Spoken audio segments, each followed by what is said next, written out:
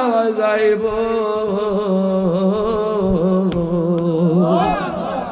এইগুলা মুদি মালের দোকানে গেলে আপনি সন্ধান পাবেন না।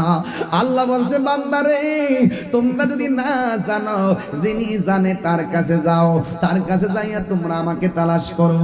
ওই আলুটা ডাক দিয়ে কি আব্দুল কাদের তুমি এমন আল্লাহর জিকির করেছো, আল্লাহর সঙ্গে এমন প্রেম নিবেদন করেছো, আমি তোমার রব লাগি। নাউজুবিল্লাহ গন কয় তোমার জন্য আজকে থেকে নামাজ মাফ করে দিলাম। নাউজুবিল্লাহ গন তোমার জন্য আজকে থেকে আমি হারামকে হালাল করে দিলাম। নাউজুবিল্লাহ গন যেই মাত্র এই কথা বলছে গৌসুল আজম আব্দুল কাদের জিলানী রহমাতুল্লাহ আলাইহি ওই আলোর দিকে তাকাইয়া তিনি আউযু বিল্লাহি মিনাশ শাইতানির রাজিম পড়ছেন।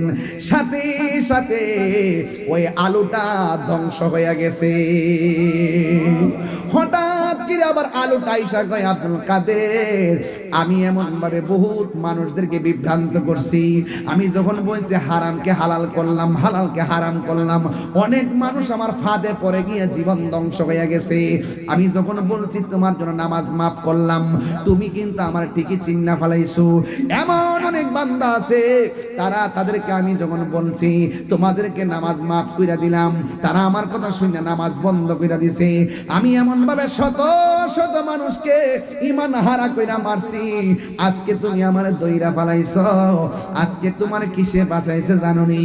কয় তোমার এলেম বাঁচাইছে। এলেম গাউসুল আজম বুঝা ফেলাইছে এটা হলো শয়তানের আরেকটা চাল।